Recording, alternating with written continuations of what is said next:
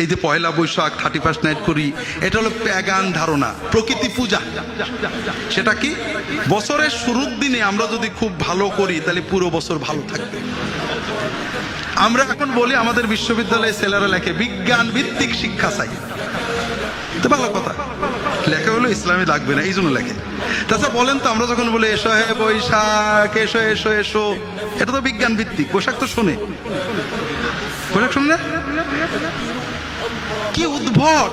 সেই বর্বর যুগের বর্বর প্যাগানিজম আমরা ডেকে আনিছি, বৈশাখকে ডাকছি এসো হে বৈশাখ এসো হে বৈশাখ। তার আগে ছিল, আমাদের দেশেও ছিল, বৃষ্টি না হলে গায়ে কাদা মাদা মাখতো, জানেন আপনারা?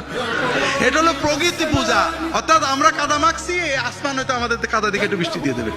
কথা বোঝেননি? পয়লা বৈশাখে ঢোল বাজাচ্ছি, তাহলে সারা বছর বোধহয় ঢোল বাজানো হবে, বুঝলাম। কিন্তু পহেলা বৈশাখে, সামনে কাল বৈশাখী, আসো আমরা পয়লা বৈশাখে সবাই অন্তত গরিবদের জন্য একটা ভালো বাড়ি বানিয়ে দেব, গরিবদের ঝড় আসছে একটু খুঁটিগুলো মজবুত করে দেব, দুটো পলিথিন কিনে দেব। বছরের প্রথম দিন আমরা মানব সেবা দিয়ে, কল্যাণ কর্ম দিয়ে শুরু করবো, যেন পুরো বছর ভালো থাকে। কেউ বলে নাকি? কারণ এই কথা বললে তো ভিসা নেই, বাণিজ্য চলে না। খাও খাও, পয়লা বৈশাখে যদি শাড়ি একটা না দিতে পারো তাহলে দড়ি একটা কিনে দিও।